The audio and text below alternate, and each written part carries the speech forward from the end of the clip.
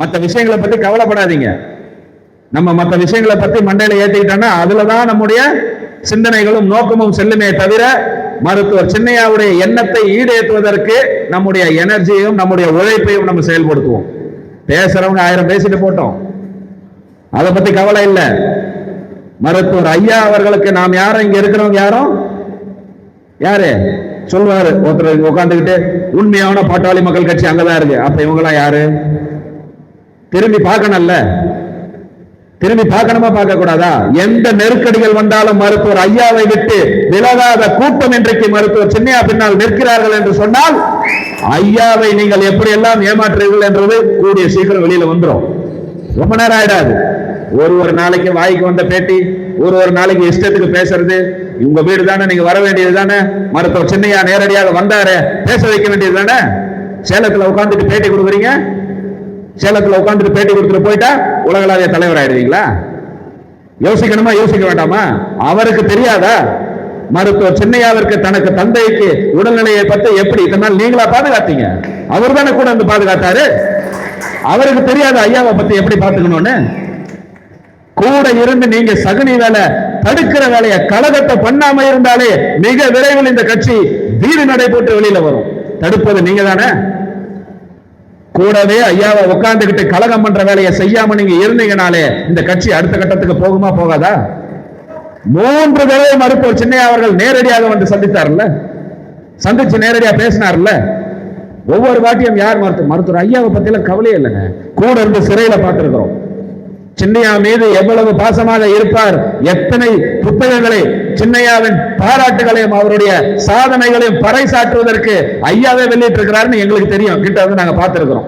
மரியாதைக்குரிய அருள் என்ன சொன்ன மாதிரி சாதனை படைத்த ஒரு அமைச்சர் இந்தியாவிலேயே ஒரு அமைச்சர் இருக்கிறார் என்று சொன்னால் மருத்துவர் அன்புமணி ராமதாஸை தவிர வேற யார் இருக்கிறார்? இன்னைக்கு வரைக்கும் தேசிய கிராமப்புற சுகாதார இயக்கம் என்ற ஒரு இயக்கத்தை வெறும் 5 வருஷம் தான், வெறும் 5 வருஷம் கிடைச்ச ஒரு அமைச்சர் பதவியை வைச்சுக்கிட்டு இந்தியாவிற்கு 3 உலக விருதுகளை பெற்று தந்திருக்கக்கூடிய ஒரு அமைச்சர் வரலாற்றில் இருக்கிறாருன்னா மருத்துவர் அன்புமணி ராமதாஸ் அவர்கள் தான். இருக்கிறாரா இல்லையா?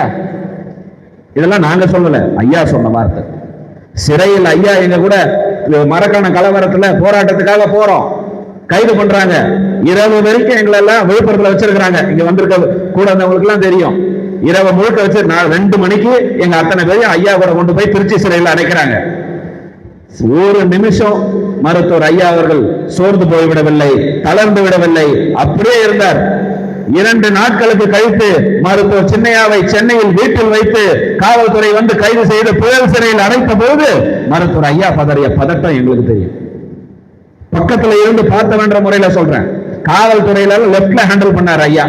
அது வரைக்கும் மதுரை ரஜினி ரசிகர்களை தாக்கிய வழக்குல உங்களை கைது பண்றோம் அப்படின்னு வந்து ஐயாவை நைட்டு 12 மணிக்கு ஜெயிலுக்கு வந்து ரிமாண்ட் கொடுக்குறாங்க. அந்த ரிமாண்ட் கொடுக்கிற இடத்துல அவ்வளவு சந்தோஷமா பேசினார்.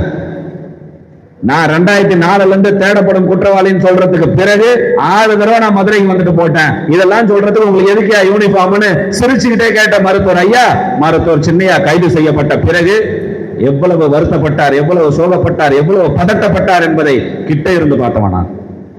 சின்னையா மீது அவருக்கு இருக்கின்ற பாசத்தை பத்தி எல்லாம் எங்களுக்கு தெரியும். ஏதோ ஒரு சின்ன விஷயத்தை மனசில் வைத்துக் கொண்டு அதை ஊதி உங்க சுயலாபத்திற்காக மருத்துவர் ஐயாவை மாற்றிக் கொண்டிருக்கிறீர்கள் என்று சொன்னால் உங்களுடைய நாடகம் எல்லாம் ரொம்ப நாள் வெளிவந்தார்.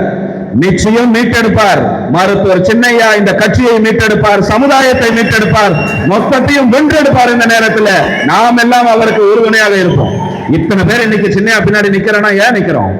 மருத்துவர் சின்னையாவை பலவீனப்படுத்திவிட்டால் பாட்டாளி மக்கள் கட்சியை ஒழித்து விடலாம், இந்த சமுதாயத்தை ஒழித்து விடலாம் என்று ஆளுகின்ற ஆட்சியாளர்களும் மற்றவங்களும் திட்டம் போட்டதற்கு மற்றவங்க எல்லாம் இங்க ஊது விட்டு இருக்காங்க. உண்மையா இல்லையா? ஐயாவிற்கு பிறகு சின்னையா இல்லைன்னு சொன்னா இந்த கட்சி இருக்குமா இருக்காதா? இந்த சமுதாயத்திற்காக பேசுவதற்கு ஆள் இருப்பாங்களா இருக்க மாட்டாங்களா? ஒருவர் இருக்க மாட்டாங்க. அந்த எண்ணம் தான் மற்ற கட்சிக்கு தேவை. அதற்கான வேலைகள் எல்லாம் திட்டமிட்டு ஆட்களை வைத்து செய்கிறார்கள். மருத்துவர் ஐயா அவர்களை இன்ஃப்ளூயன்ஸ் பண்றாங்கன்றது அதனாலதான் திரும்ப திரும்ப சொல்றார் ஐயா. அதற்கு எல்லாம் முறியடித்து மீட்டெடுக்கின்ற வலிமையும் மன உறுதியும் நாம தான் மருத்துவர் சின்னையாவுக்கு தரணும். நாம் எல்லாம் உறுதியோடு இருந்து அவருக்கான வலிமையை கொடுத்தா அவர் முன்னால் நாம் எல்லாம் பின்னால் வீர நடை போடும் பொழுது எந்த சதி திட்டமும் முன்னால் நிற்காது, தவிடுபடியாக